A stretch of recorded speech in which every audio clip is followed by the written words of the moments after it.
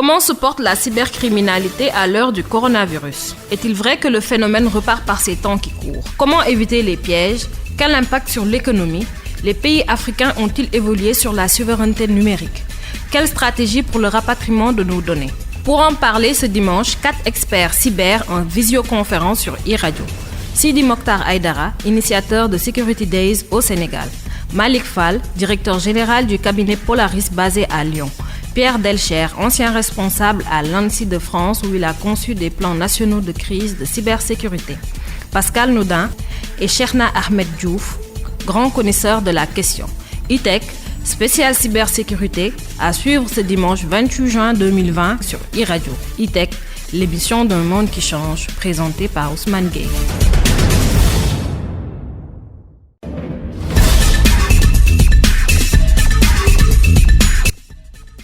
Bonjour à tous, merci d'être fidèles au rendez-vous. Ce dimanche, nous vous proposons donc un zoom sur la cybersécurité dans ce contexte marqué par une progression sans précédent du coronavirus dans le monde. Pourquoi la cybersécurité est plus que jamais importante à l'heure actuelle? Eh bien, parce que la distanciation que je qualifierais de physique entraîne une utilisation accrue des outils technologiques. La preuve, depuis ces dernières semaines, E-Tech est en mode visioconférence avec bien sûr tous les risques que cela peut impliquer. Je cite ce petit précis numérique de l'Organisation des Nations Unies qui explique que plus de temps en ligne peut conduire à des comportements plus risqués autour de fausses gratuités. Vous avez peut-être suivi dernièrement la fausse campagne de gratuité pour l'accès à Netflix. D'autres mises en garde ont fait l'actualité, listant par exemple les risques liés au télétravail. Plus que jamais, la vigilance et la prudence doivent être de rigueur. Et c'est pour en parler que je reçois ce dimanche 4 spécialistes du secteur dispersés à travers le monde pour nous donner leur regard sur la question. Bonjour Sidi Mokhtar Aïdara. Bonjour Ousmane Gueye. Merci d'avoir accepté notre invitation. Qui ne vous connaît pas dans le monde de la cybersécurité au Sénégal et en Afrique? Vous avez fondé les Security Days à Dakar, en plus d'être le président du cercle de cybersécurité formé à Dakar et à Paris. D'abord quelques années à l'Université du Sahel avant de poursuivre vos études au cabinet HEC, un cabinet de sécurité informatique dans la capitale française que les co-invités connaissent sûrement. C'est après que vous revenez à Dakar comme consultant en sécurité informatique. Bonjour Malik Fall. Bonjour Ousmane. Malik Fall, vous êtes, comme on dit au Sénégal, un Domou Tivaouane. Après une année en mathématiques physiques à l'université Cheikh Anta Diop de Dakar, vous poursuivez des études à Grenoble. En 2005, un master en cryptologie, sécurité et codage de l'information. Durant plus de 15 années d'expérience, Malik Fall, vous occupez plusieurs postes: ingénieur système et sécurité réseau, expert sécurité, IT manager, RSSI, auditeur interne, consultant principal. En 2010, vous fondez la société Polaris, pour faire court ou pour faire long, Polaris Secure Technologies, basée à Lyon et Dakar et qui propose des services d'audit, de conseil et de formation en cybersécurité. Chaque année, depuis 10 ans, Malik Fall forme à la cybersécurité. Bonjour Pierre Delcher. Bonjour. Où on va faire plus français. Pierre Delcher, chercheur en cybersécurité dans un laboratoire qui s'appelle le GRUT. Vous avez travaillé pendant plusieurs années pour le compte de l'État français, le ministère de la Défense et l'Agence nationale de cybersécurité que l'on connaît très bien à Dakar, que Sidi Mokhtar Aïdara connaît très bien avec ses Security Days, l'ANSSI. Vous avez aussi été responsable de la sécurité des systèmes d'information pour un groupe international du secteur de l'agroalimentaire. Bonjour Pascal Naudin. Bonjour Ousmane. L'autre Français de ce panel par visioconférence ce dimanche sur e-radio, responsable commercial de la partie solutions entreprises pour 3 Afriques, l'Afrique du Nord, l'Afrique de l'Ouest et l'Afrique centrale. Vous travaillez pour Kaspersky, spécialisé dans la cybersécurité. Vous y travaillez depuis au moins 15 ans. Vous avez une trentaine d'années d'expérience, titulaire de master en informatique.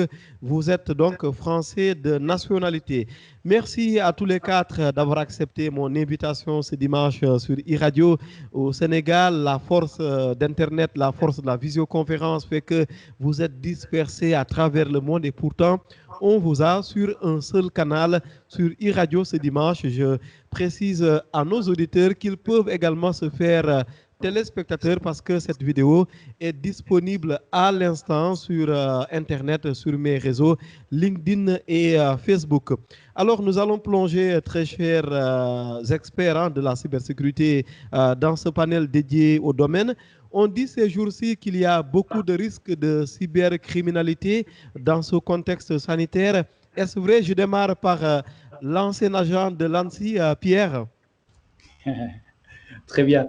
Alors, merci de commencer par moi. Alors, moi, à notre connaissance, au sein du laboratoire de recherche sur les menaces de Kaspersky, il n'y a pas d'augmentation du nombre de cyberattaques en conséquence du contexte sanitaire actuel. Contrairement à ce qu'on pourrait penser et à certaines publications médiatiques, le nombre global d'attaques informatiques n'augmente pas. Et en particulier au Sénégal, j'ai fait mes recherches sur l'ensemble du parc de clients des solutions Kaspersky. En fait, entre par exemple janvier et mai 2020, on a à peu près 23% de nos utilisateurs qui sont la cible d'attaques informatiques provenant d'Internet. Et dans la même période en 2019, on en a 26%. Donc, même au contraire d'une augmentation, on aurait peut-être même carrément une petite diminution du nombre global d'attaques informatiques qui s'explique assez bien par le fait que les méchants aussi peuvent être confinés et peuvent être finalement victimes de la réduction d'activité globale provoquée par le virus.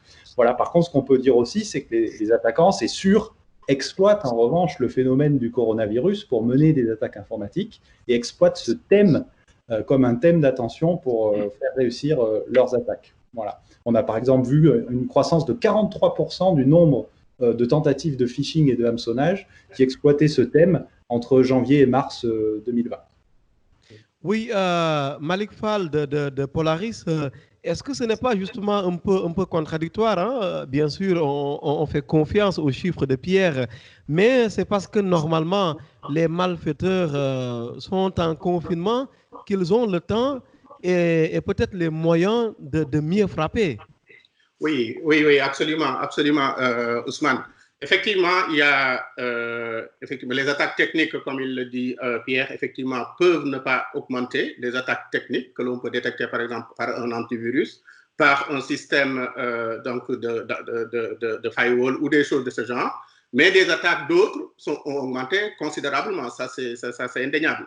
L'ingénierie sociale, il vient de le dire, le phishing aujourd'hui est en forte augmentation. Donc, de faux sites qu'on a mis en place justement pour escroquer donc des gens, pour escroquer donc effectivement des entreprises, leur proposant donc des services qui sont fortement demandés actuellement. Ça, on le voit tous les jours, de faux sites qui vendent donc du gel, qui vendent des masques, des choses de ce genre. Ça, des attaques de cette nature-là, on en a une forte augmentation. Ça, c'est indéniable. Le vol aussi des données à caractère personnel, bon, ce qu'on dit habituellement, effectivement, l'occasion, effectivement, est propice. Donc, en exploitant donc, des failles que l'on a sur un certain nombre de systèmes qui sont largement, très fortement utilisés, notamment aujourd'hui quand on fait du télétravail, comme aujourd'hui aussi, comme tu fais aujourd'hui, Ousmane, en faisant donc tes émissions donc, sur le web. Effectivement, des outils, certains outils donc, qui permettent de faire cela, de la vidéoconférence, du télétravail, sont fortement aussi attaqués aujourd'hui, notamment des outils donc, de VPN, des outils de vidéoconférence comme Zoom. On a entendu parler effectivement de ces vulnérabilités de Zoom et de ces vols des données à caractère personnel. Ça, ces types d'attaques, ces attaques-là ont beaucoup augmenté. Par contre, effectivement, les autres attaques peuvent ne pas augmenter les attaques techniques de type tenue de service, des malwares que l'on balancerait donc sur des réseaux. Ça, peut-être, effectivement, il peut y avoir un baisse. Je corrige aussi un peu. Donc, effectivement, vous dites que, Ousmane, que les hackers ont plus de temps. Ils ont toujours eu le temps. Eux, c'est leur métier. C'est des professionnels du hacking. Confinement ou pas, ils ont toujours le temps pour hacker. Donc, ce n'est pas l'occasion-là ne leur permet pas, c'est pas ça qui fera la différence. On t'entend pas, Asman. Oui, c'est bien, Asman. Ça avait coupé tout à l'heure. Merci beaucoup. Vous me recevez? Oui. Oui. Merci beaucoup, Malik de Polaris. La parole à Pascal. Pascal, actuellement c'est important. On fait un peu un tour, j'allais dire, global et général de la question. Après, on va aborder les questions de fond. Mais comment se prémunir actuellement? Effectivement, de plus en plus, nous utilisons les outils numériques parce que la distanciation physique, elle est là. Mais ça veut dire qu'on est vulnérable, Pascal. Alors, vous étant de Kaspersky, vous nous recommandez quoi? Qu'est-ce qu'on doit faire?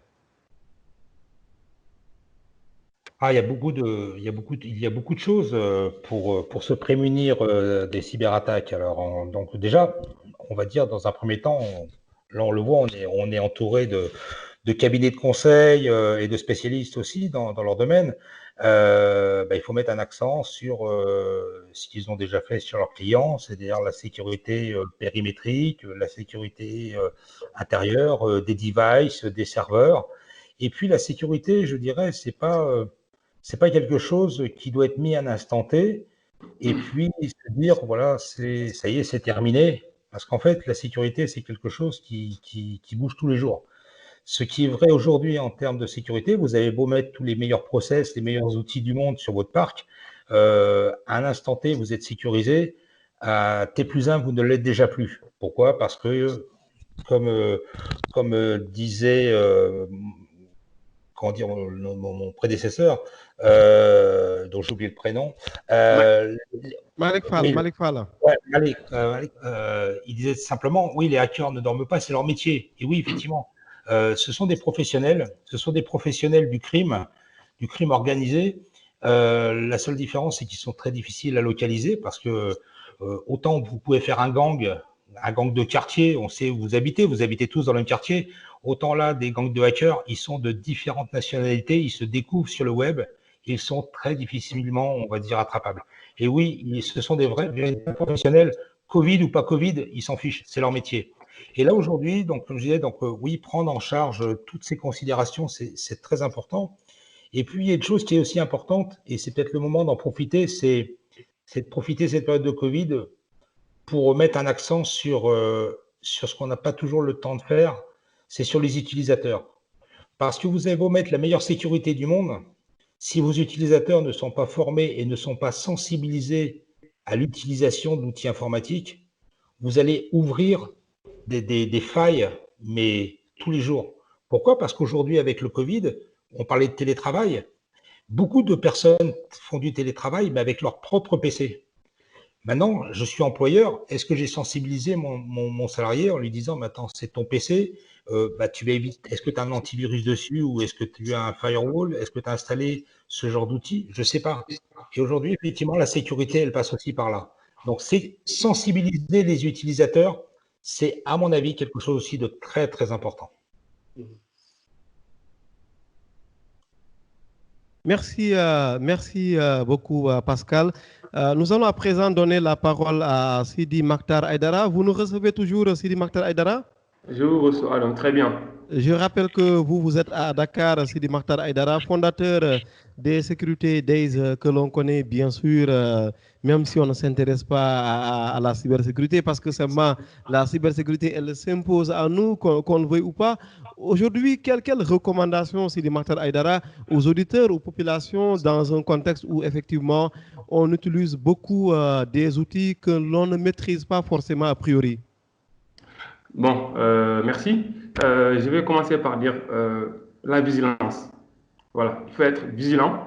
Et ensuite, donc, je vais rebondir donc, sur les propos donc, de Pascal, qui a parlé de sensibilisation. Donc, la sensibilisation, elle est importante, donc, elle est capitale, donc, voilà. Et surtout dans les moments donc, où nous sommes.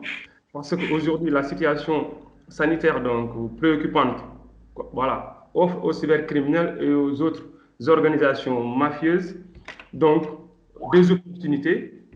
Et comment? Parce que donc voilà, leur surface d'attaque devient plus large. Parce que comme il a dit ici, Pascal aussi, les employés, donc, on leur permet donc de faire du télétravail depuis leur maison avec des ordinateurs, des devices qui sont personnels, des fois professionnels, et tout ce que cela implique donc voilà comme vulnérabilité. Donc du coup, il faudrait que les entreprises donc voilà, sensibilisent donc de plus en plus leurs employés et par rapport donc voilà au comportement responsable à avoir donc vis-à-vis d'Internet et de faire attention donc de mieux comprendre donc voilà les mails piégés donc que souvent donc voilà des criminels donc des hackers donc envoient donc directement.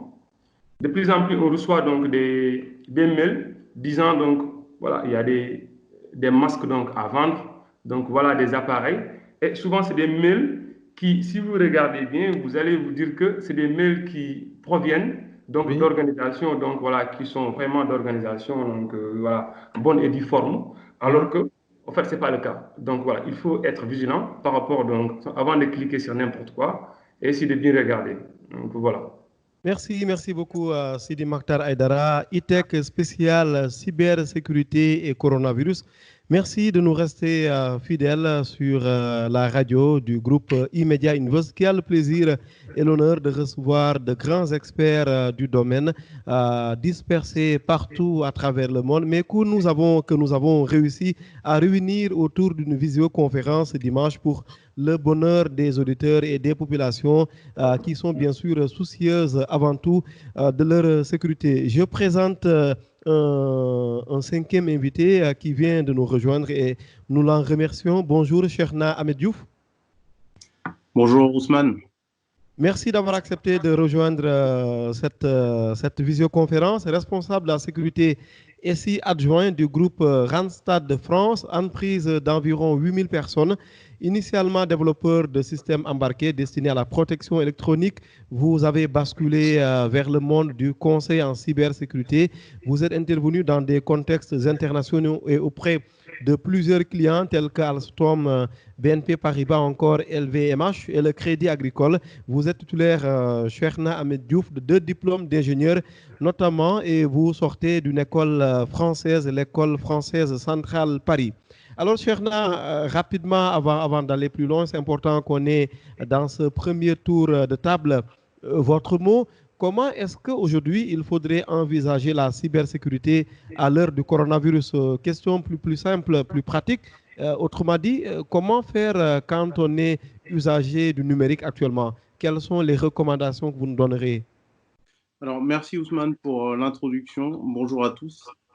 Alors, effectivement, les entreprises ou les personnes en général sont plutôt familières à des cybercrises, on va dire ça comme ça. Oui. Là, au niveau des entreprises, par exemple, ce qu'on appelle des plans de continuité d'activité qui sont bien bâtis avec des simulations de scénarios de crise. Donc, au cas où des incidents majeurs se produisent. Là, on est en face d'une crise sanitaire. Elle est assez particulière et elle est assujettie à beaucoup de facteurs et elle fait découler des conséquences qui vont bien évidemment affecter l'humain, mais potentiellement déclencher en parallèle une cybercrise. C'est quelque chose qui est assez nouveau pour nous, que l'on ne connaissait pas d'emblée. On était focalisé sur une approche très risque et très cyber. Alors, donc là-dessus, le premier canal à sécuriser, c'est bien évidemment l'utilisateur. Il faut beaucoup de vigilance. On va avoir beaucoup de scénarios d'attaque à propos ou à travers la fraude, avec des hackers qui vont se faire passer pour des institutions financières en dupliquant des sites gouvernementaux, etc., pour essayer de duper les utilisateurs. On va en retrouver d'autres qui vont plutôt partir sur des phishing et même d'autres qui vont approcher les utilisateurs à travers des canaux sociaux ou profiter d'offres de services tels que peuvent le faire des opérateurs télécoms. Donc, mettre mot vigilance, sensibiliser les utilisateurs et faire bien attention à l'usage que l'on fait, surtout en ces temps-ci, d'Internet, de l'accès aux mails et de l'achat de services sur Internet. Merci beaucoup, Cheikhna Ahmed Diouf, basé à Paris. Je retourne la parole à Pierre Delcher. Je rappelle, Pierre, que vous êtes chercheur en cybersécurité dans un laboratoire qui s'appelle le GRUT en France. Dites-nous un peu, Pierre Delcher, quel est le type de cyberattaque qui revient le plus dans ce contexte?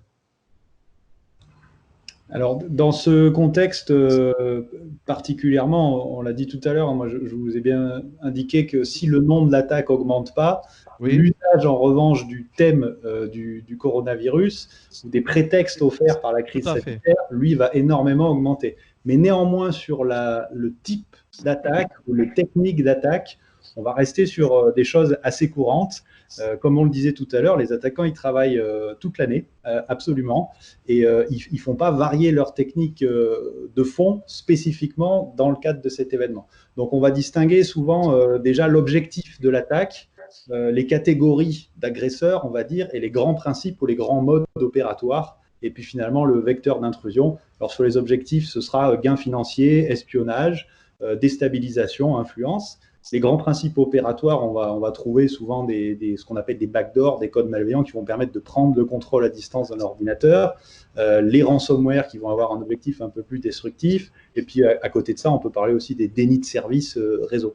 Donc voilà, après les catégories d'agresseurs, on a des capacités organisées, c'est par exemple supportées par des États, où on est face à des groupes criminels qui ont quand même des capacités importantes, ou on peut être face à des individus isolés. Ce qu'on constate quand même, c'est que dans tous les cas, il y a un très grand nombre d'attaques qui va utiliser comme vecteur d'intrusion principal tout simplement un mail, ce qu'on appelle le hameçonnage ou le phishing. Et en ce moment, dans le cas du coronavirus, c'est ce thème-là qui va être le plus mobilisé pour mener des campagnes de phishing et de hameçonnage auprès d'individus, voilà, soit des particuliers, soit des employés d'entreprise, évidemment.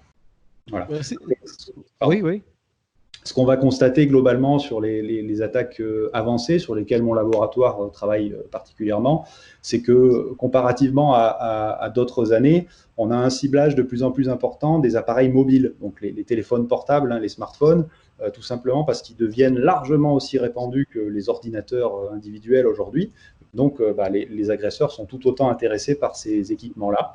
On constate aussi que les ransomware sont de plus en plus exploités contre des grandes entreprises et plus uniquement contre des particuliers comme ça a pu être le cas pendant un temps. Et on va aussi constater l'usage de plus en plus répandu des technologies cloud par les attaquants, tout simplement, soit pour héberger des pages malveillantes, parce que c'est très simple de le faire dans le cloud et parce que souvent les environnements cloud sont laissés libres d'accès en entreprise, mais ça peut être aussi pour des choses plus évoluées, l'utilisation de la containerisation, par exemple, pour créer des infrastructures d'attaque sur mesure, etc. Voilà. Mais ce qu'il faut retenir surtout, c'est qu'on reste sur le phishing comme vecteur d'intrusion principal, en particulier en ce moment pendant le coronavirus.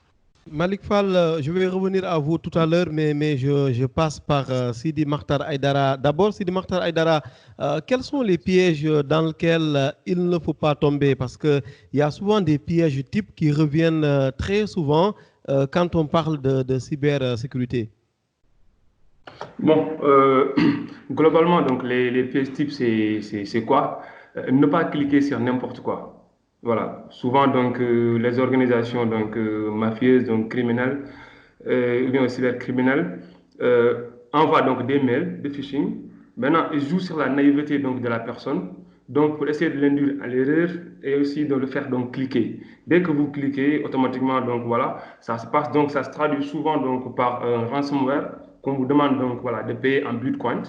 Et souvent, il y a beaucoup d'entreprises donc qui tombent dans le piège qui essaient de payer.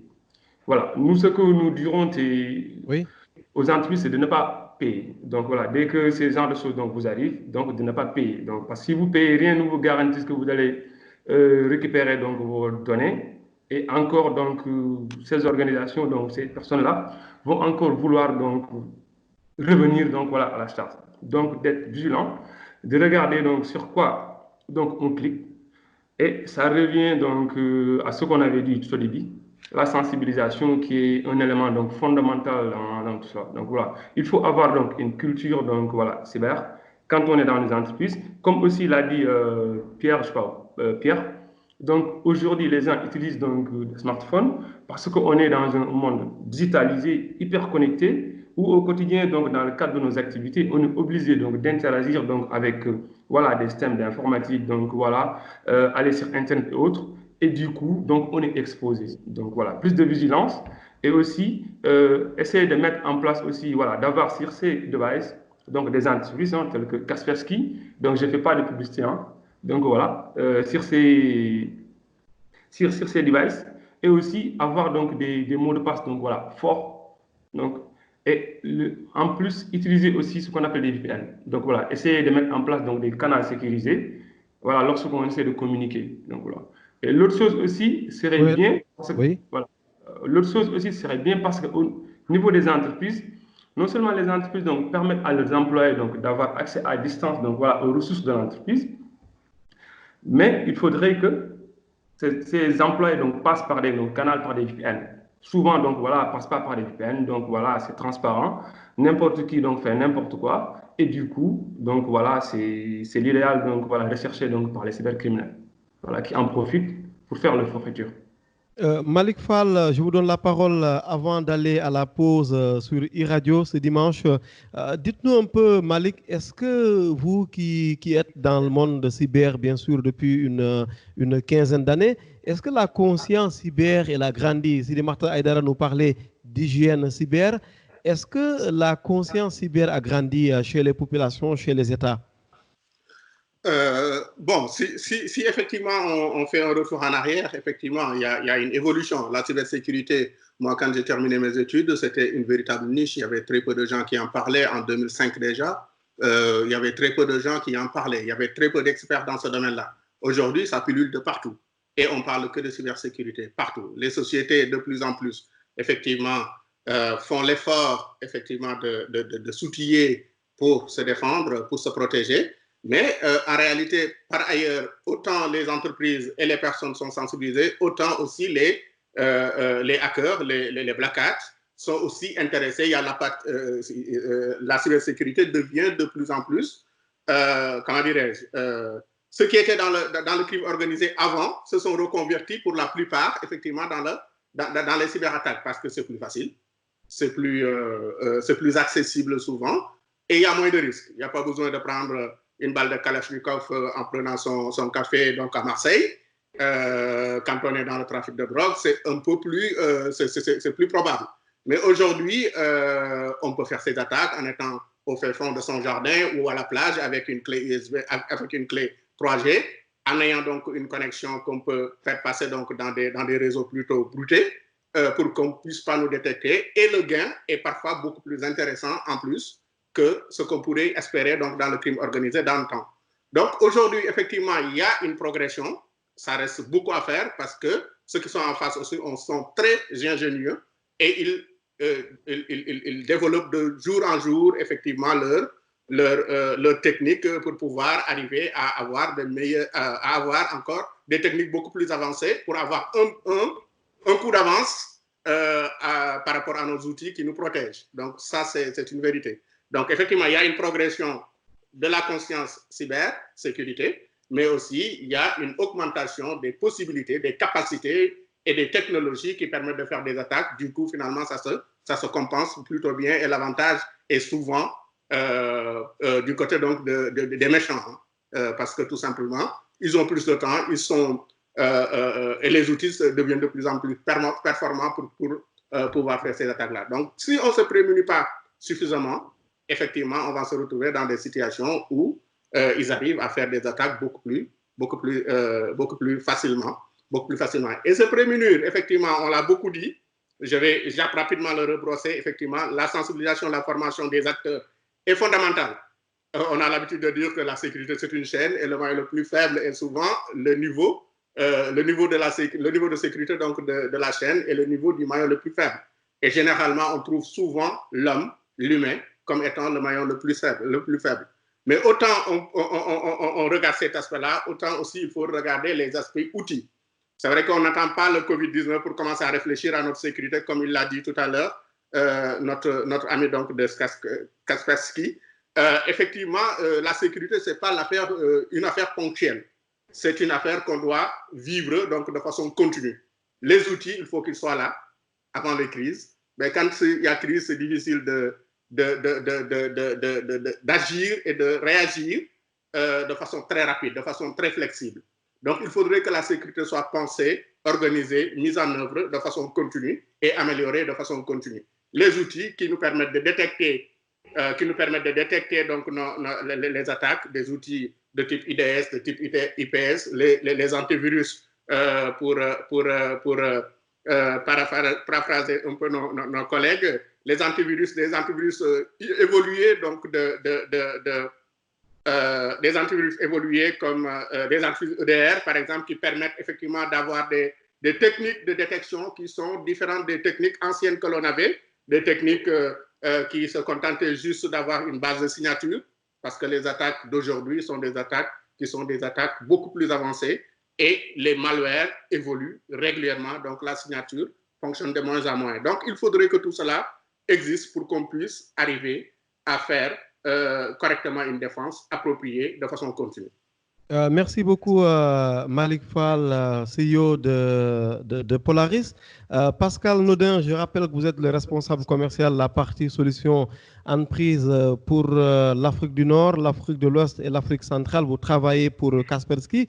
Justement, je vous pose une question. Est-ce que finalement, ce qui arrange tout le monde, ce n'est pas d'être dans cette course éternelle où on n'arrivera presque jamais entre des méchants et des gentils, parce qu'il faut également que les cyberattaques se multiplient pour que des sociétés comme vous existent, non? On ne se trompe pas, ce n'est pas un jeu de dupes. Pascal? Oui, j'ai l'impression d'entendre un discours qu'il y avait à peu près il y a 20 ans en nous disant ce sont les éditeurs d'antivirus qui fabriquent des virus.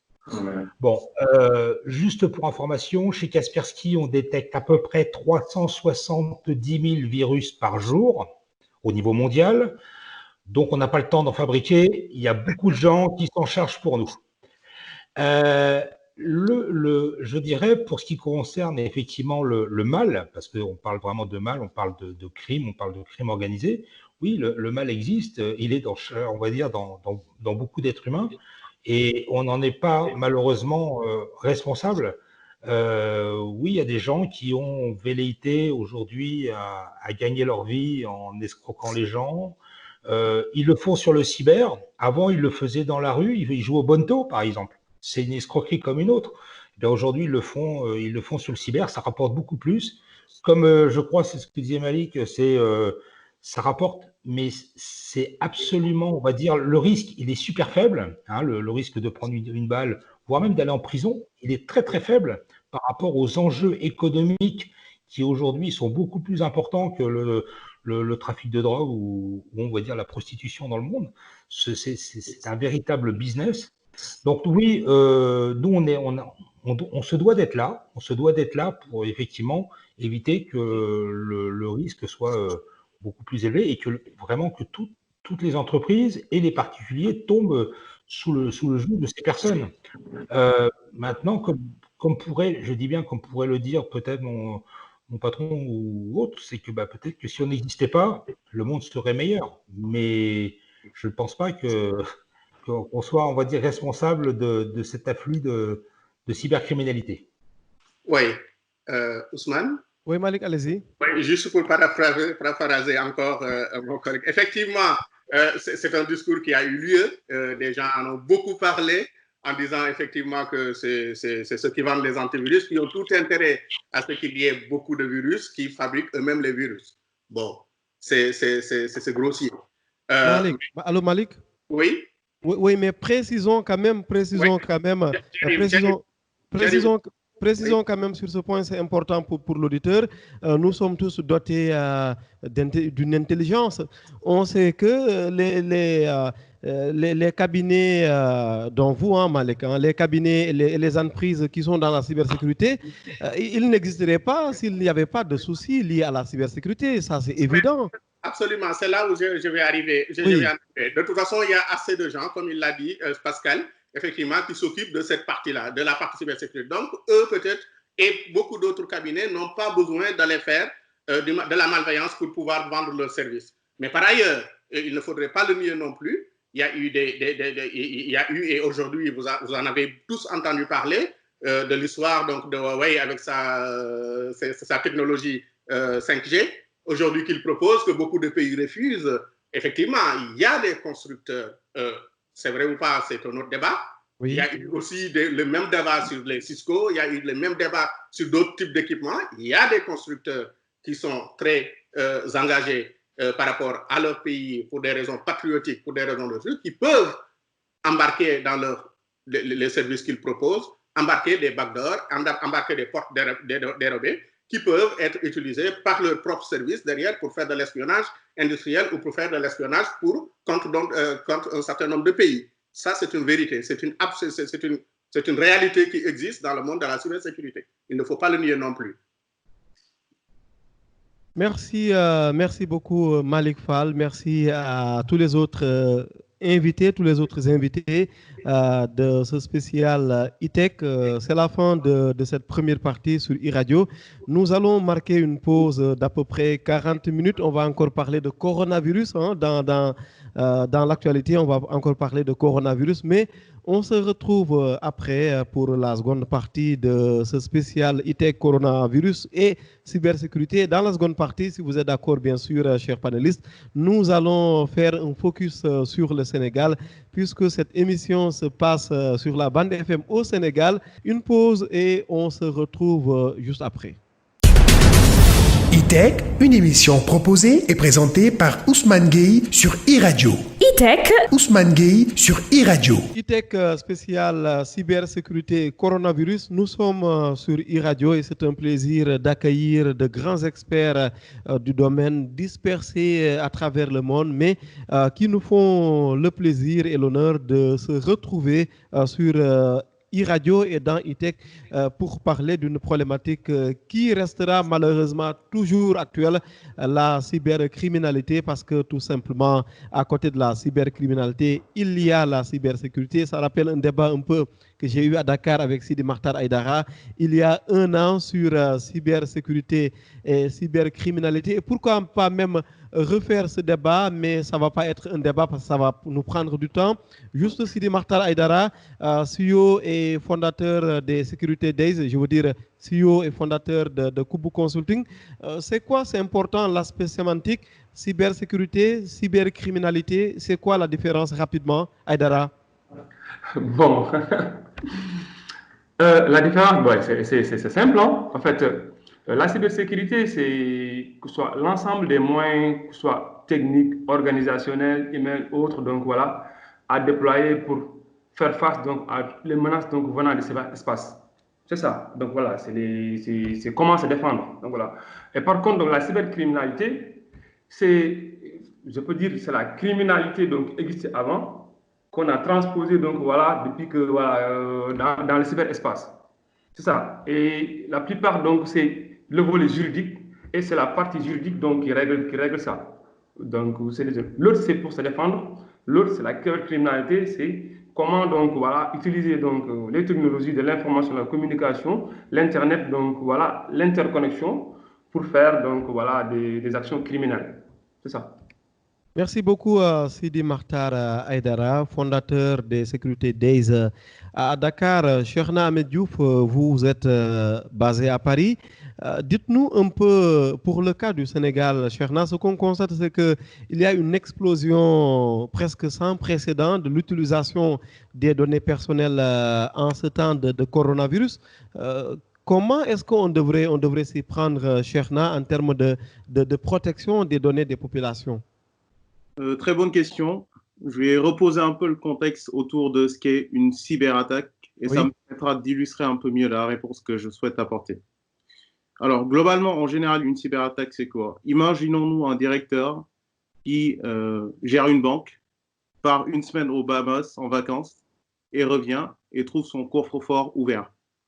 C'est embêtant parce que dans le coffre-fort, il y a ses lingots d'or, il y a tous ses biens. Alors, il appelle le chef de la sécurité et lui demande de dérouler la vidéo. Lorsqu'il repasse les images d'il y a une semaine, il se rend compte que le coffre-fort était déjà ouvert, donc bien avant qu'il parte, et que les lingots d'or étaient dehors. À un moment, quelqu'un est arrivé et les a pris. Oui. Une cyberattaque, c'est exactement comme ça que ça se passe. Ça veut dire que les entreprises ou les personnes mettent à disposition des attaquants qui sont très souvent opportunistes toutes les données ou les biens qui leur sont chers, finalement, que ce soit des biens financiers ou encore des données personnelles. Et c'est exactement ce qu'on est en train de reproduire. chacun d'entre nous à notre échelle. Donc les gens, de manière involontaire peut-être, vont aller sur les réseaux sociaux, vont solliciter un certain nombre d'applications sur lesquelles ils rentrent des données sans être conscients que cela peut être utilisé à des fins qui ne sont pas toujours des meilleures. Alors, donc là-dessus, toujours, on repart de la sensibilisation. C'est un point qui permet quand même d'adresser beaucoup de choses. Parlons de la population locale. Au niveau étatique, il faut des initiatives qui permettent d'encadrer la manipulation des données. Au niveau des entreprises, au niveau des États, tout simplement, quand je parle d'initiatives, c'est des politiques, hein, c'est des décrets, c'est des articles, etc. Et c'est surtout définir une autorité comme la Commission des chiffres au Sénégal, qui a l'expertise sur le domaine pour dresser ce genre de choses et définir un carcan qui soit assez pertinent pour encadrer tout l'usage qui est fait des données personnelles. Au niveau entreprise, pareil, on s'appuie beaucoup sur des RSSI. On va s'appuyer sur la responsabilité de tout un chacun. On va s'appuyer sur une sécurité étanche et sur des notions de gouvernance de données encadrées par deux notions qui sont le security by design, c'est-à-dire qu'on intègre la sécurité dès la phase de conception des produits, et une notion de privacy by design où on quantifie finalement l'impact de l'effet de la manipulation des données personnelles sur l'individu qui est concerné. Donc ça, c'est des mesures qui peuvent être déclinées. On peut viser plus large, hein, et inciter à fédérer entre Africains ou entre en tout cas, on va dire, blocs géographiques africains pour décliner des directives qui vont aller un peu dans le sens de ce qui se fait actuellement en Europe. Je pense notamment à la directive sur les services de paiement qui nous permet de bénéficier de beaucoup vraiment de services innovants au niveau des téléphones, sans pour autant avoir à se déplacer au niveau des banques pour faire des prêts ou acheter des maisons, etc. Donc, il peut y avoir des initiatives comme ça pour fédérer toutes les forces et aider les populations à sécuriser au maximum les données. Pierre Delcher, comment... Oui, quelqu'un d'autre, Sidi Makta Aidara, vous voulez compléter? Oui, je voulais compléter donc, ce que Serna vient de dire. Oui. Voilà, ce serait bien qu'on ait des agences nationales donc, de cybersécurité, comme voilà, genre ANSSI et autres. Donc, voilà. Et je rappelle que le Sénégal donc, est en train de travailler donc, sur cette question, la mise en place donc, voilà, d'une agence nationale de cybersécurité, et qu'on a eu à décliner dans la stratégie nationale de cybersécurité donc, du Sénégal. Donc voilà, il nous faut ces genres d'agences. Voilà, ce qui va nous permettre, donc, en cas de cyberattaque sur des institutions, donc, sur des organisations d'importance voilà, vitale, donc, voilà, que ce soit des banques, d'administration ou autres, qu'on puisse donc avoir donc, voilà, des compétences qui vont aller sur le terrain et puis essayer d'évaluer, essayer de corriger ici, voilà, pour ça. Il nous faudrait ces genres donc, voilà, d'organisation obligatoirement. Voilà, ça, c'est impérativement. Voilà. Oui, je rappelle d'ailleurs en complément que le Sénégal a déjà adopté sa stratégie cyber. Nous allons à présent donner la parole à Pierre Delcher. Pierre, toujours sur le cas du Sénégal, cette manipulation des données dans ce contexte de Covid-19, elle devrait se faire comment? Alors, de quelle manipulation de données, à quelle manipulation de données vous pensez? L'utilisation des données, par exemple, des populations pour lutter contre la propagation du coronavirus à travers des applications de traçage numérique, par exemple.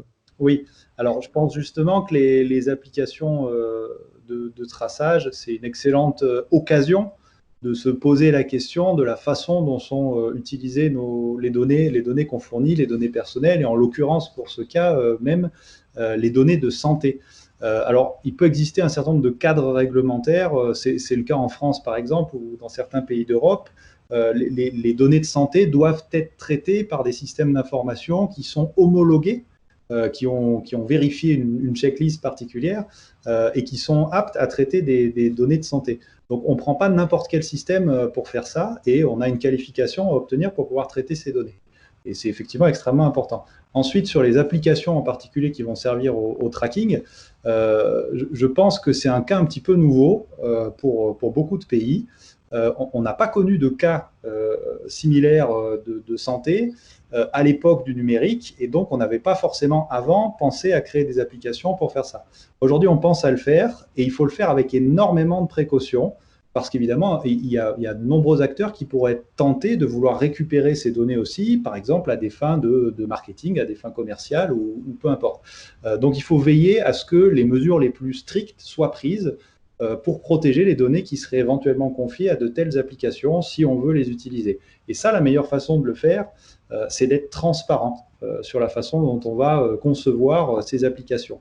Donc ça veut dire qu'il faut s'appuyer sur des mécanismes, des codes, des processus qui sont publiés de sorte à ce qu'ils puissent être critiqués par la communauté internationale ou nationale des experts et qu'on soit sûr, avant de mettre en production l'application, que toutes les mesures aient été prises pour protéger ces données. Et ce qu'il faut aussi, je pense, dans beaucoup de cas, un débat public, c'est-à-dire tout simplement, est-ce que l'opinion publique, est-ce que les citoyens sont d'accord à ce que leurs données puissent être exploitées pour tel et tel objectif. Voilà.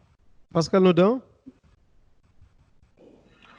Moi, personnellement, je n'ai pas grand-chose à rajouter à ce qu'a dit Pierre.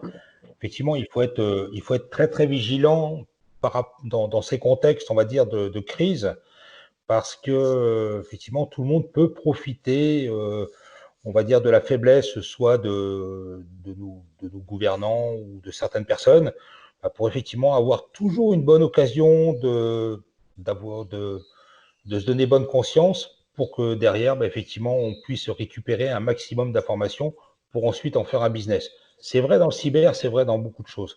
Oui, donc là, je ne rajouterai pas grand-chose à ce qu'a dit Pierre. Malik Fall, CEO de Polaris, revenons un peu, bien sûr, sur cette problématique. Est-ce que le Sénégal est assez protégé, Malik? Je ne dirais pas suffisamment parce qu'on n'est jamais suffisamment protégé, mais vous qui sillonnez l'Afrique ces dernières années, les autres pays, vous avez quel regard quand vous parlez de Dakar? Oui, merci beaucoup. Bon, c'est difficile de juger sans être vraiment acteur dans le cœur du système. C'est difficile de juger sans pour autant avoir eu un regard proche, notamment un regard d'auditeur, par exemple, sur les systèmes qui permettent le dispositif qui permet de se protéger.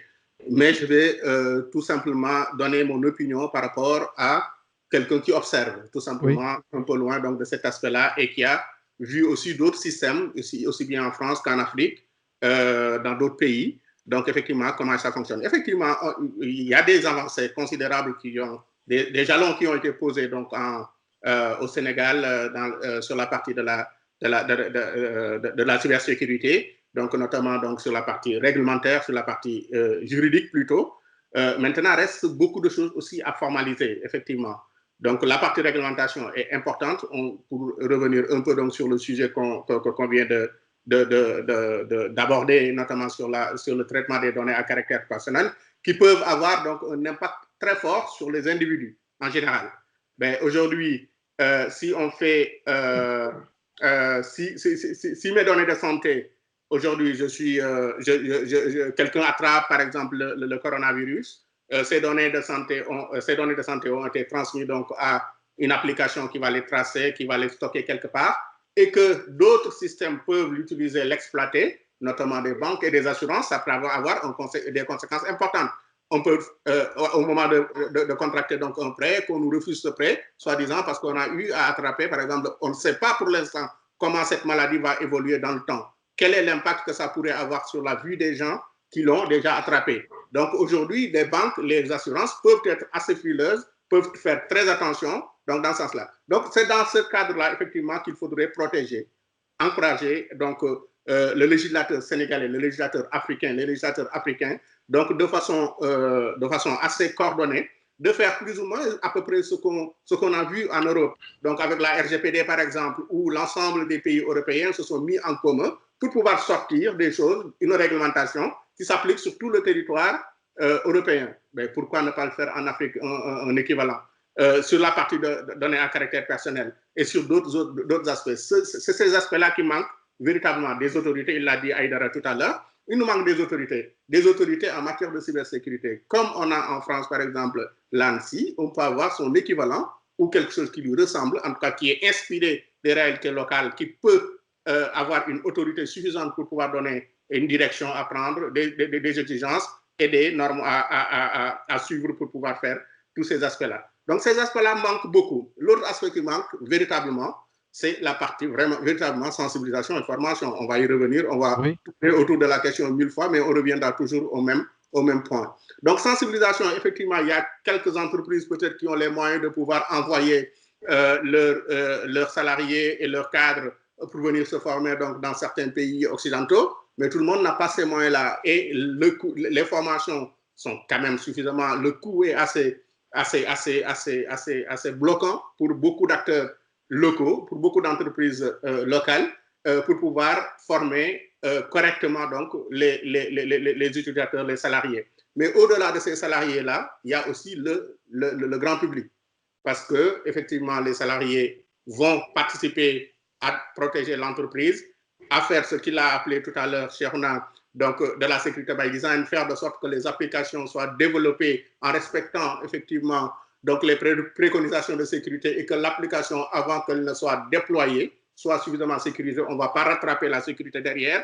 On ne va pas le faire non plus pour la partie privacy, etc. On va faire de sorte que les choses soient correctement faites avant d'être mises en production.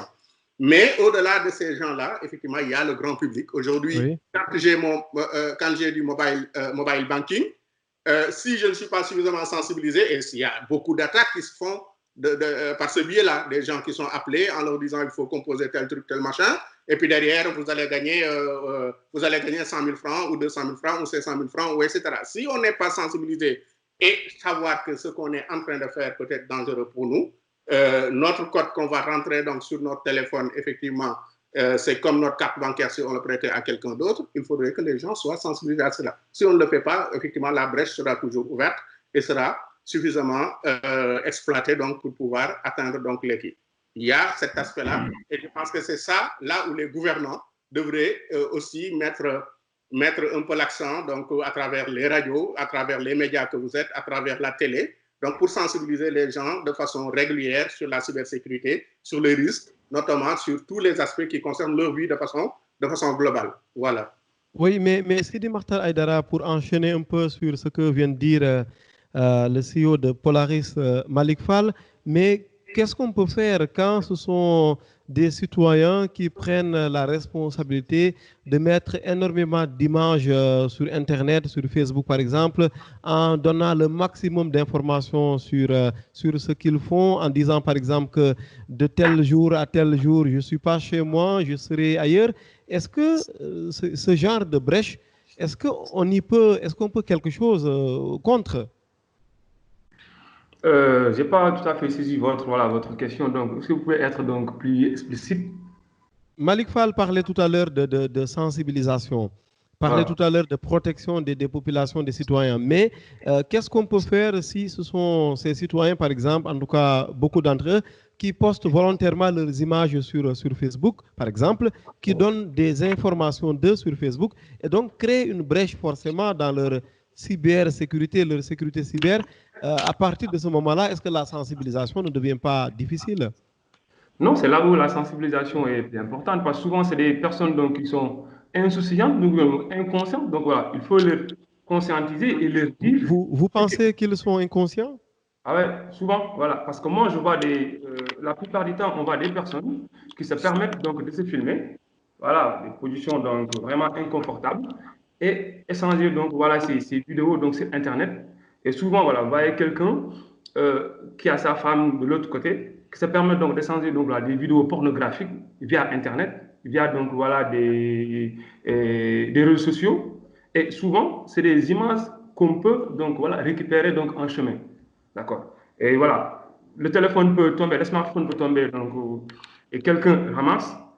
La personne aura accès donc voilà à des informations donc privées qui vous concernent, et ces personnes donc pourraient en fait divulguer éventuellement donc ces informations. Donc pour moi c'est de l'inconscient. Donc voilà. Et pour cela il faut la sensibilisation, leur dire que sur ces devices rien n'est sécurisé. Dès que vous envoyez quelque chose donc voilà sur Internet, parce que voilà au début l'Internet en quelque sorte il n'y a pas de sécurité donc voilà sur Internet. Pour avoir une couche de sécurité, il faut mettre donc voilà des couches VPN pour sécuriser donc la communication par tout transit en clair. Donc du coup, il faut leur sensibiliser et leur dire que Donc voilà, il y a des comportements qu'il ne faudrait pas avoir donc, par rapport donc, à Internet, par rapport donc, voilà, aux devices donc, utilisés pour aller sur Internet ou bien pour communiquer. Et l'autre chose aussi que je souhaiterais faire, c'est rebondir un peu sur les solutions donc, Covid. On parlait, voilà, que Pascal, je sais pas, Pascal ou Pierre donc, parlait, pour dire que, contrairement à ce que beaucoup pensent, c'est des solutions qui existaient. Mais c'est des solutions qui appartenaient au monde du renseignement. Voilà. Maintenant, c'est des solutions donc, qui peuvent donc régler beaucoup de choses.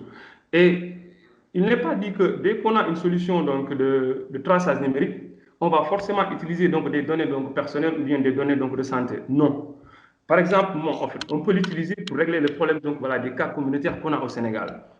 Dès l'instant qu'on a un cas communautaire, donc voilà, une personne de lambda, qu'on a le numéro de téléphone, on peut remonter dans le temps pour voir donc où était donc la personne, donc il y a 2 jours, il y a 5 jours, et quels sont donc les téléphones, donc les personnes qui étaient, il y a 5 mètres, donc voilà, personnes, donc avoir leur numéro et les contacter. Mais on n'a pas besoin encore d'avoir donc plus d'informations. C'est vrai que donc il y a des solutions donc telles que la solution donc voilà utilisée par Singapour, donc qui peut utiliser donc des données personnelles, mais la plupart du temps c'est des outils qui n'utilisent pas donc voilà qui n'ont pas besoin donc d'avoir ces genres d'informations donc pour exister parce que c'est des solutions donc qui appartenaient au monde des renseignements. Voilà. Merci beaucoup Sidi Makhtar Aïdara. Nous allons à présent redonner la parole à Pascal Nodin. Pascal Nodin, je rappelle, c'est important, sinon on va se perdre, que vous êtes le responsable commercial de la partie solutions en prise pour 3 Afriques, Nord, Ouest et Centre de Kaspersky. Comment est-ce que chez vous, vous voyez un peu cette création d'une école de cybersécurité à Dakar, l'appellation officielle École nationale de cybersécurité à vocation régionale Dakar. Du côté de Kaspersky, c'est vu comment ce projet? De notre côté, nous avons suivi avec beaucoup d'attention l'annonce de la création de cette école. Oui. Et on pense qu'effectivement, c'est une excellente initiative pour la région. Et on espère qu'effectivement, elle sera pleine de succès. Cette école, moi je la vois d'un côté extérieur, mais tous les participants à ce WebEx d'aujourd'hui nous ont fait part effectivement en nous disant mais oui, mais il nous manque des outils au Sénégal, il nous manque peut-être l'ANSSI, il nous manque on va dire certaines réglementations.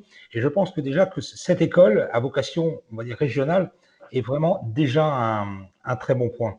Et je pense que ça va contribuer à renforcer les capacités en termes de cybergouvernance des différents gouvernements et des différents États de la région, afin de mieux se protéger contre toutes les menaces. Donc, pour information, Kaspersky participe déjà à ce type d'initiative. Bon, peut-être qu'on le fera, je ne sais pas si on nous appelle au Sénégal, mais en tous les cas, on le fait déjà. On travaille déjà avec 2 organismes que vous connaissez, parce que j'ai le droit de les citer, parce qu'ils nous ont donné l'autorisation. Ce sont Europol et Interpol, avec qui nous travaillons de façon très conjointe, et effectivement dans des projets de capacity building, c'est-à-dire pour leur permettre effectivement de les épauler et dans la mise à niveau de leurs équipes sur leur capacité à lutter contre le cyber. Merci beaucoup Patrick. Pascal. Pascal. La parole à présent à Pierre. Pierre, vous aussi, votre regard sur cette école, quel pourrait en être le contenu selon vous? Certes, il y a un contenu, mais est-ce que vous pensez qu'il y a peut-être des problématiques bien particulières qu'on devrait prendre en charge? Je pense qu'il y a un thème qui s'est très largement détaché de nos échanges jusqu'à présent, c'est celui de la sensibilisation. Donc, je crois qu'il ne faut pas être prétentieux et qu'il faut commencer par ce qui est essentiel à chacun. Et ce qui est essentiel à chacun, c'est cette sensibilisation. On l'a dit à différentes reprises, Il manque parfois dans l'éducation aujourd'hui, ça changera un peu plus tard, mais encore aujourd'hui, il manque une connaissance des risques associés à l'usage des moyens numériques. Qu'est-ce qu'on va faire de mes données personnelles si je les publie partout sur Internet? Il manque une prise de conscience des risques liés aux cyberattaques. Et on a besoin d'expliquer à tout le monde que quand ils utilisent les moyens numériques, ils s'exposent à ces risques et de leur expliquer comment s'en protéger. Donc je pense qu'il faut absolument s'assurer que cette sensibilisation soit faite, au moins auprès d'un ensemble réduit de personnes qui ensuite pourront répandre la bonne parole. Et puis ensuite, évidemment, il faut travailler sur un contenu peut-être plus avancé qui permettrait de former des experts et de former des professionnels de la cybersécurité.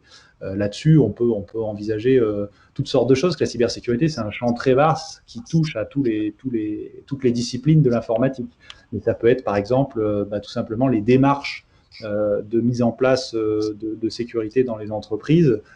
On parle de démarche du management de la sécurité de l'information. Ça peut être, à l'inverse, des connaissances beaucoup plus techniques sur la configuration d'équipements, l'exploitation de solutions de défense, de supervision, de réponse à incidents. Et puis, pour finir, ça va être des formations à l'anticipation et à la connaissance de la menace. Donc, c'est ce qu'on appelle le threat intelligence. C'est la capacité, quand on fait superviser, détecter suffisamment d'attaques, à les regrouper entre elles pour les associer à des mêmes ensembles, de sorte à pouvoir anticiper les actions qui vont être menées par des mêmes groupes d'attaquants. Cherna Ahmed Diouf. Alors, effectivement, tout ce que dit Pierre s'inscrit dans la logique. Je pense que c'est une excellente initiative. L'enjeu, il va être plutôt au niveau où est-ce qu'on arrivera à aiguiller assez la formation pour pouvoir couvrir, si je puis dire, les besoins qui sont locaux, c'est-à-dire former des gens d'un point de vue gouvernance pour qu'ils puissent assurer ce volet, former des gens pour qu'ils puissent monitorer la partie threat intelligence, former d'autres gens qui vont être plus conformité avec des normes telles que la 27001, etc. Ça dépendra en fait de comment est-ce qu'on oriente la formation par rapport aux besoins locaux. L'autre aspect qui va être intéressant aussi, c'est à quel point on saura faire ce que moi je qualifie de fertilisation croisée. Ce que j'appelle la fertilisation croisée, c'est ce qu'on sait piquer des autres pays et des autres contextes et qui va être applicable dans le... Ça peut nous enrichir vachement. On pourra notamment s'appuyer sur l'expertise qu'il y a ici en France et dans d'autres pays pour permettre à des intervenants externes de pousser ou transmettre leur savoir-faire aux gens qui vont sortir de cette école. Et juste une petite précision, en fait, l'équivalent de l'Agence nationale de la sécurité au Sénégal existe, elle existe bien, elle s'appelle la Commission des chiffres, et elle est pilotée par le secrétaire qui s'appelle M. Ndao, avec qui j'ai eu l'aimable plaisir de converser sous son ministère à plusieurs reprises. Il travaille sur beaucoup de projets qui enthousiasment, qui augurent des choses très très belles. J'espère que les initiatives vont être appuyées, que ce soit par l'État, par les autorités de droit, et nous permettre de disposer de tout ce qu'on s'est échangé en fait, donner plus de visibilité pour que les gens aussi sachent que ça existe et ce sont des choses qui sont chouettes. Merci beaucoup, Cherna Ahmed Diouf, et toutes nos excuses pour l'écho dans sa communication. Sidi Makhtar Aïdara. Oui, je veux juste rebondir sur ce que Cherna a dit. Donc, voilà, contrairement à ce qu'il dit, on n'a pas d'agence donc, voilà, équivalent de l'ancien. Oui. Le service du CIF qui se trouve au niveau de la présidence n'est pas l'équivalent donc, de l'ANSI, donc dirigé par M. Ndao. Donc, voilà, ça c'est autre chose. Ça existe depuis plusieurs années. Donc, l'équivalent de l'ANSI, donc, c'est récemment que le Sénégal donc, a essayé, d'ailleurs même donc, ils l'ont mis sur la stratégie nationale de cybersécurité, qui vont mettre en place donc, l'équivalent de l'ANSI. Mais oui. Le problème c'est où est-ce qu'ils vont loger donc, voilà, l'agence. Ils ont ce problème actuellement. Donc, voilà, d'autres disent au niveau de la présidence, avant c'était au niveau de la primature, et il y a aussi le ministère donc, des télécommunications qui voulait que voilà, l'agence soit habitée là-bas. Mais jusqu'à présent, le décret n'a pas encore été signé par le président de la République. On n'a pas pour l'instant l'équivalent de l'ANSI à Dakar. Et d'ailleurs même, je vous rappelle que dans le cadre des Security Day, l'ANSI était venu donc à Dakar avec l'ADIE pour essayer donc de réfléchir donc voilà sur ces questions depuis plusieurs années. Donc voilà, on n'a pas encore cela et puis peut-être que bientôt ça va pas tarder. Voilà. Autant je vais préciser en fait, oui, c'est sur la même fonction actuellement que l'ANSI, même s'ils ne sont pas le pendant exact. Merci, Seydina. Ce que vous dites aussi. Oui, Cherna plutôt. Hein. Je ne sais pas qu'est-ce qui m'amène à parler de Seydina. Cherna Ahmed Diouf, merci. Malik Fall, la parole à vous. J'aimerais qu'on consacre les quelques minutes qui nous restent aux perspectives, hein, comme on le faisait avant dans les dissertations. Parlez-nous un peu de l'avenir maintenant. On va parler un peu de l'avenir. C'est quoi globalement les priorités cybersécurité pour un pays comme le Sénégal actuellement? Oui, merci encore. Bon, ça a commencé déjà à être abordé. Hein, donc, tout à fait. Le volet formation est essentiel. Effectivement, avec cette école de cybersécurité qui est un premier pan, un premier jalon. Donc, il y en a eu, il y a d'autres, hein, il y en a d'autres, mais qui n'ont pas cette ampleur. À l'université, on forme aujourd'hui. Ils ont un master à l'université Cheikh Anta, ils ont un master donc en cryptologie, ils ont un master donc en cybersécurité qui a produit aujourd'hui des professionnels de la sécurité de l'information qui sont très performants, qui occupent aujourd'hui des responsabilités dans le secteur privé donc au Sénégal. Mais toutes ces synergies-là doivent être coordonnées, doivent être organisées, et il faudrait qu'on ne rate pas donc des maillons de la chaîne. Il ne faudrait pas qu'on rate cela. Donc, ce que j'ai compris, c'est que cette école est vraiment très orientée. Les cadres de l'administration, c'est très bien. Donc, effectivement, que les cadres de l'administration soient formés à la cybersécurité, qu'ils soient sensibilisés pour pouvoir prendre en charge ces problématiques de cybersécurité. Mais il faudrait qu'on descende aussi et élargisse la base. Il faudrait qu'on ait aussi des cadres du privé, beaucoup de cadres du privé qui soient formés par les écoles qui sont sur place et par les organisations qui font de la formation pour renforcer les capacités donc, de ces différentes entreprises, des différents acteurs des entreprises pour qu'ils puissent être performants en matière de cybersécurité au sein de leur entreprise. Mais aussi, on ne va pas juste regarder du côté des cadres. Il faudrait aussi qu'on ait beaucoup de techniciens, parce que malheureusement, ça aussi, c'est un aspect. Au lieu d'aller former l'ensemble donc, des acteurs cyber vers des masters, vers des diplômes d'ingénieurs, vers donc des certifications, je ne sais pas lesquelles, ISO 27001 et autres, qui sont très intéressants, qui sont indispensables pour l'organisation, la mise en œuvre de la sécurité de l'information. Il nous faudrait aussi avoir des techniciens, des gens qui, d'un niveau correct, respectable, peuvent opérer la sécurité des systèmes d'information. Donc aujourd'hui, on n'a pas besoin forcément d'avoir un bac plus 5 ou un ingénieur pour s'occuper de la console d'antivirus ou de s'occuper donc du filtrage firewall. Et ça, c'est des choses qui constituent le socle donc de la sécurité. Il ne faudrait pas oublier donc l'aspect purement technique de la cybersécurité. Ne pas parler que donc des aspects plus de haut niveau, donc le management de la cybersécurité, de la sécurité de l'information, ou la partie analyse de risque et des choses de ce genre-là qui sont souvent faites par des personnes qui ont un niveau assez avancé. Il faudrait qu'on balaye assez large. Il faudrait que la pyramide soit beaucoup plus élargie à la base pour qu'on ait donc des acteurs qui sont formés, qui sont performants, qui peuvent opérer la sécurité, et d'autres personnes, des cadres du privé et du public qui peuvent organiser, manager et piloter donc la sécurité de l'information pour faire là. L'autre aspect que je dis tout le temps, donc la partie sensibilisation, formation, ça c'est le nerf de la guerre hein, sur cette partie-là, là où nous sommes aujourd'hui. Plus tard, il y a d'autres aspects aussi sur lesquels l'Afrique, je ne parle pas du Sénégal, là je vais élargir un peu plus. Il faudrait qu'on pense aussi l'Afrique pense aujourd'hui à développer aussi ces solutions. On ne peut pas systématiquement dépendre des solutions qui sont allées chercher ailleurs. Aujourd'hui, cette guerre qui existe, cette cyberguerre qui existe entre les différentes grandes puissances est une réalité. Il ne faudrait pas qu'on le nie. Il ne faudrait pas qu'on se voile la face. Aujourd'hui, si les États-Unis fait une guerre sans merci contre la Chine et les entreprises chinoises, notamment Huawei, et que dans les années passées, qu'on a eu aussi beaucoup de problèmes et beaucoup de débats qui existent sur des types de solutions comme Cisco, comme Juniper et autres, c'est parce qu'à un moment donné, chacun fait aussi son patriotisme et défend ses propres intérêts. L'Afrique devrait aussi commencer à penser à soi-même et faire et arrêter de gagner quoi. Sidi Mokhtar Aïdara, hein, le Djegane, on précise un peu pour les autres invités, c'est importé si je parle bien Wolof, hein, le peuple que je suis. Sidi Mokhtar Aïdara, rapidement, pour enchaîner sur ce que vient de dire Malik Fall, CEO de Polaris. Effectivement, on a l'habitude au Sénégal, en tout cas parce que cette émission se passe d'abord au Sénégal, de recevoir des cadeaux de l'étranger, des cadeaux que Tidiane Seck, ancien DG de l'ADIE, que j'avais reçu dans ITEC, qualifié de cadeaux piégés.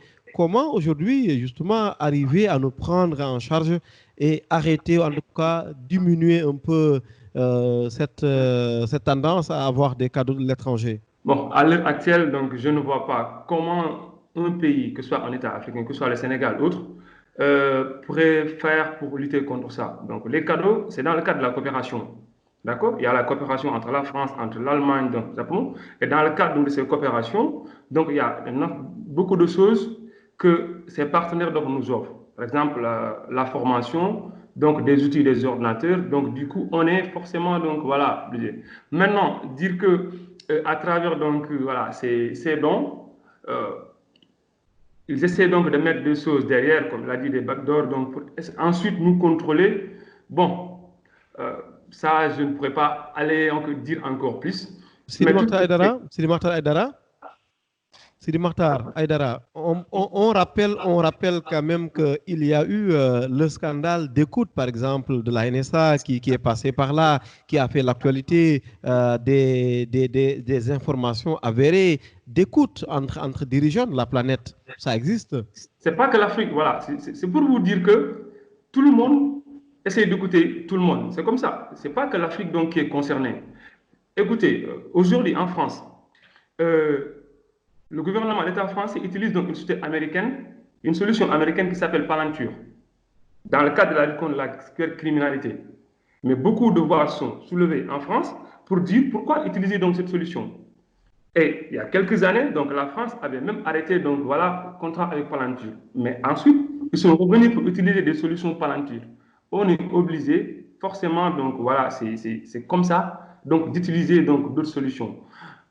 À l'heure actuelle, nous n'avons pas de solution 100% sénégalaise. Et puis, il ne faut pas se casser la face. On ne peut pas réinventer la roue. Donc, on est dans un cadre global. Il faut utiliser donc voilà des solutions des autres, mais tout en essayant de développer donc des solutions donc locales.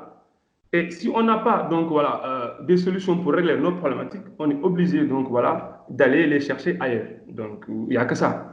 Merci. Oui. Donc, voilà, par rapport à ça. Oui, Sidi Mokhtar Aïdara, merci beaucoup. La parole à présent à Pascal Nodan. Est-ce qu'aujourd'hui, on devrait se prendre en charge du côté cybersécurité? C'est vrai, Sidi Mokhtar Aïdara nous le rappelle, on est obligé parfois d'être dépendant de l'étranger, mais il y a un strict minimum. De notre côté, on est plutôt mal placé pour en parler, parce que donc, nous, c'est une société étrangère. C'est toujours compliqué. Mais ce qui est important, il faut bien différencier deux choses. Il y a les outils et les hommes. D'accord? Donc, les outils, ils peuvent être américains, ils peuvent être israéliens, ils peuvent être russes, ils peuvent être français, peu importe. Ce qui est important, ce sont les hommes qui les exploitent. Moi, je vais vous donner un exemple. Je vous disais tout à l'heure, lorsque nous avons eu le plaisir de travailler, enfin de récupérer la partie Afrique de l'Ouest, Afrique centrale au sein de mon équipe, l'une des premières choses que j'ai faites, c'est d'ouvrir un centre de formation Kaspersky au Sénégal. Oui. Alors, il n'est pas très connu, hein, il est chez un de mes partenaires, chez un de nos partenaires. C'est un centre de formation agréé, c'est-à-dire que on a capacité dans ce centre, nos clients ont capacité d'aller se former sur les outils Kaspersky. Et ça, c'est très important. Donc, le métier de Kaspersky, effectivement, c'est de développer, c'est d'avoir les meilleurs chercheurs, comme Pierre en fait partie, donc les meilleurs chercheurs de la planète pour investiguer sur les nouvelles menaces. C'est d'avoir l'un des meilleurs produits au monde en termes de détection de menaces. Par contre, notre métier, ce n'est pas de se substituer aux États, aux entreprises, pour faire l'exploitation au jour le jour. Alors oui, je dirais, c'est un partenariat. Nous, on n'est pas là pour vous donner ou faire des grands accords ou faire des cadeaux. On fait, je le dis clairement, on fait du business. Et puis derrière, oui, on est là aussi pour former les gens. Et ça, c'est pour nous quelque chose de très important.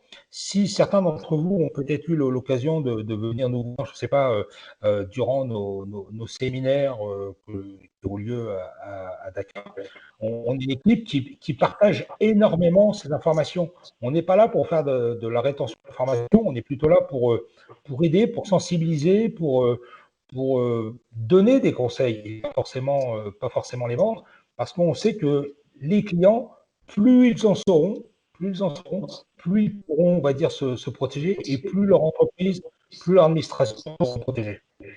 La qualité de la relation se dégrade un peu avec Pierre. On espère que ce n'est pas une cyberattaque. Avant de retourner la parole à Malik, d'abord Pierre Delcher, c'est à vous à présent. Vous en pensez quoi de ce débat qui consiste à se prendre en charge côté cybersécurité? Alors, je voulais juste rebondir sur les propos qui ont été évoqués par rapport aux cadeaux et au choix des solutions étrangères. Oui. Donc, je pense que Pascal a bien introduit le sujet. En fait, à un moment donné, il ne faut pas s'empêcher d'utiliser des solutions étrangères simplement pour le principe.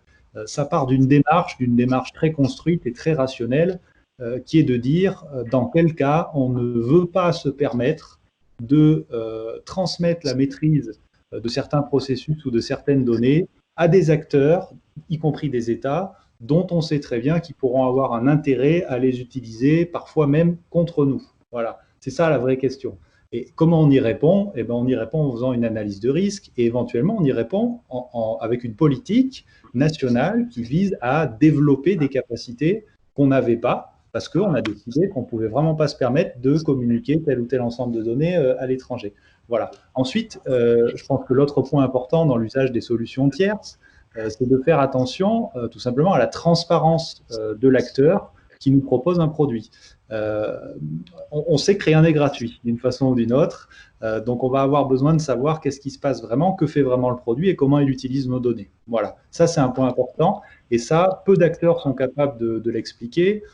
Nous, on a fait le choix chez Kaspersky il y a quelques mois, quelques années, justement de faire des efforts de transparence pour que un certain nombre de nos clients, y compris des États, soient en mesure, dans le cadre de centres de transparence qu'on a ouverts, de consulter l'intégralité de nos process techniques et de la façon dont fonctionne notre outil, y compris son code, de sorte à ce que chacun puisse se faire une idée sur ce qu'on fait vraiment. Voilà. Et c'est de la transparence. Et une fois qu'on a des informations de transparence, là, on peut faire des choix éclairés parce qu'on sait si oui ou non on peut se permettre de confier telle ou telle donnée à tel ou tel acteur. Voilà. Malik Fall, je ne vous oublie pas, mais d'abord la parole à Cheikhna Ahmed Diouf. Cheikhna Ahmed Diouf, vous êtes au même titre en fait que Malik Fall à l'étranger, fils du Sénégal. Est-ce que vous ambitionnez un jour d'intervenir dans cette école de cybersécurité de Dakar pour vous rendre beaucoup plus utile pour votre pays? Bah oui, complètement. En fait, mes propos allaient plutôt dans ce sens tout à l'heure quand je disais qu'on pouvait bénéficier de fertilisation croisée.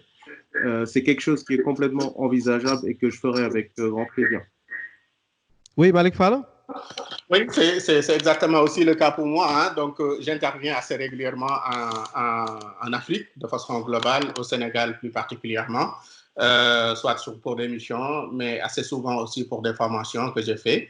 Ce serait un honneur pour moi, effectivement, de pouvoir participer à la montée en compétences et à la formation. Mais aujourd'hui, je le fais dans des écoles d'ingénieurs en France, je le fais dans des universités en France et à l'étranger, dans certains pays comme le Maroc, j'ai eu à intervenir à Mundiapolis, à Lyon, j'ai eu à intervenir chez INSA Lyon, donc pour des masters spécialisés et pour les 5e années. Je le fais aujourd'hui à Télécom Paris Tech et à Centrale Paris. Mais pourquoi ne pas le faire au pays?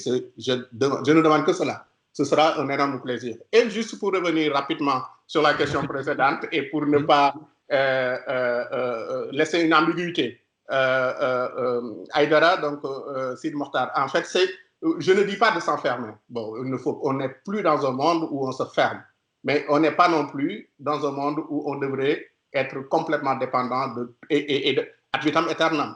Il faudrait qu'on ait l'ambition, à un moment donné, de faire pour nous-mêmes et arrêter toujours d'aller prendre. Je ne dis pas qu'aujourd'hui, il faut dire qu'on arrête d'aller utiliser telle solution ou telle autre solution. Et même quand on saura faire aussi, c'est toujours bien d'avoir effectivement donc, une solution complémentaire. Je donne juste un exemple. Je fais de la défense en profondeur. Je dois mettre en place 3 firewalls, 3 niveaux de filtrage pour sortir mes données donc, de mon entreprise. Les bonnes pratiques voudraient au moins que j'ai des technologies qui sont différentes.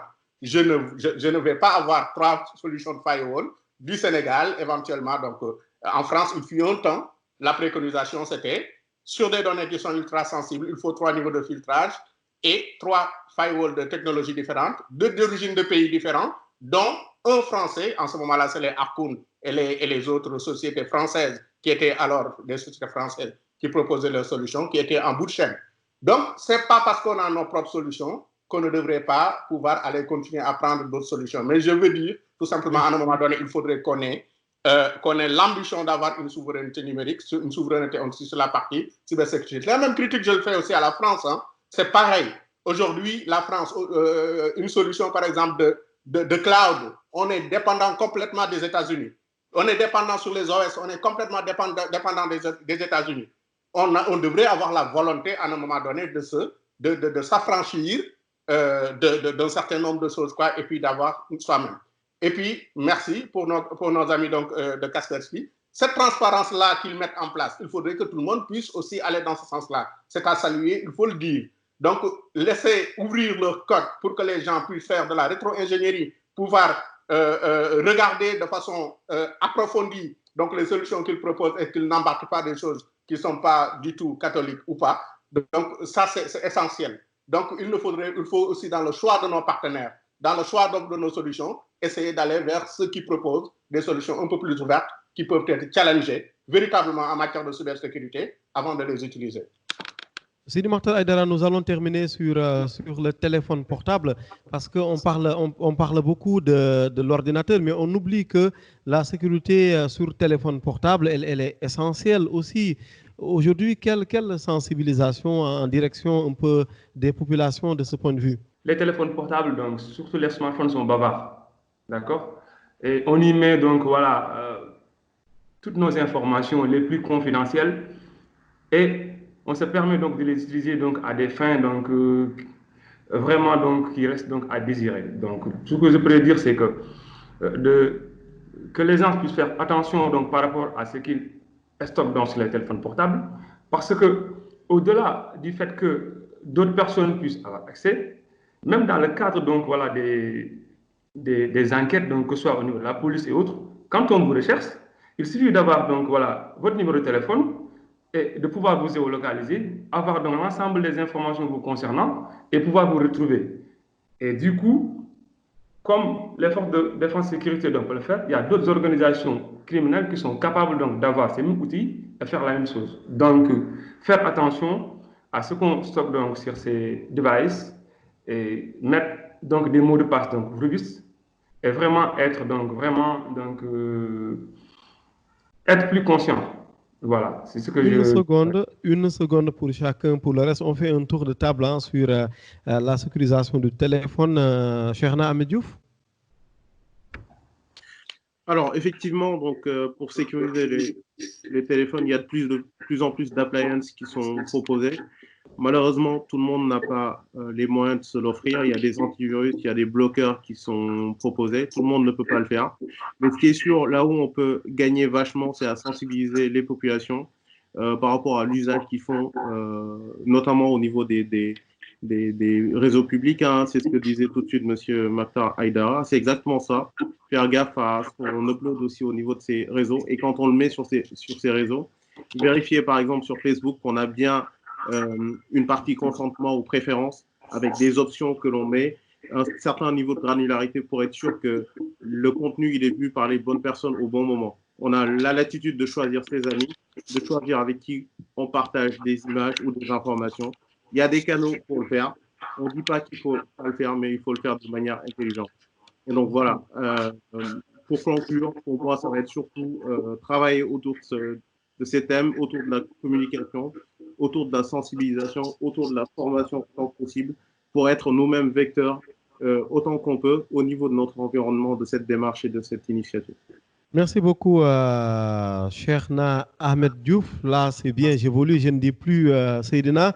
Pierre Delcher, avec vous, la sécurité du téléphone, vous l'envisagez comment, notamment chez Kaspersky d'ailleurs? Alors, pas particulièrement différemment de tout autre équipement aujourd'hui. C'est-à-dire que c'est un équipement, comme on l'a dit, qui est omniprésent. Tout le monde a un téléphone portable aujourd'hui et qui manipule des données qui sont tout aussi importantes que celles qu'on va manipuler sur les ordinateurs, voire plus, puisque ça devient un moyen de paiement spécifique.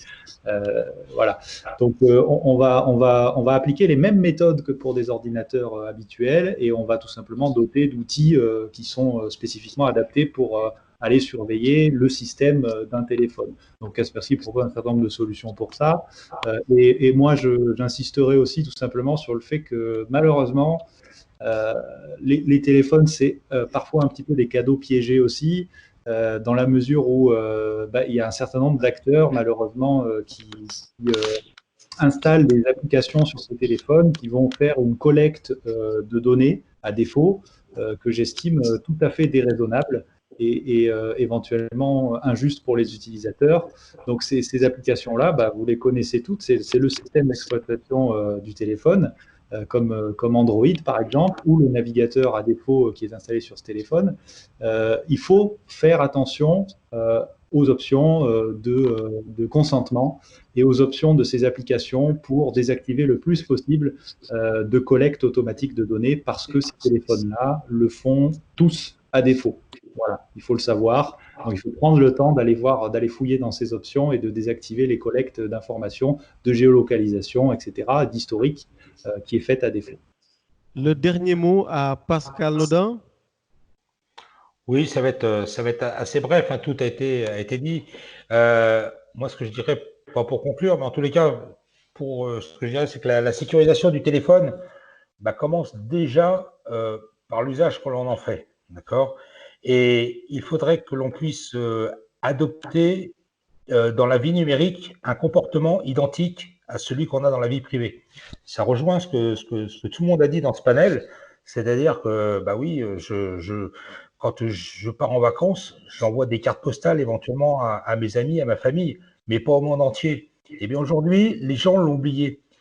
En étalant leur vie sur Facebook, ils se rendent plus compte que n'importe qui peut avoir accès à leur vie privée. Et ça peut devenir, dans certains cas, catastrophique.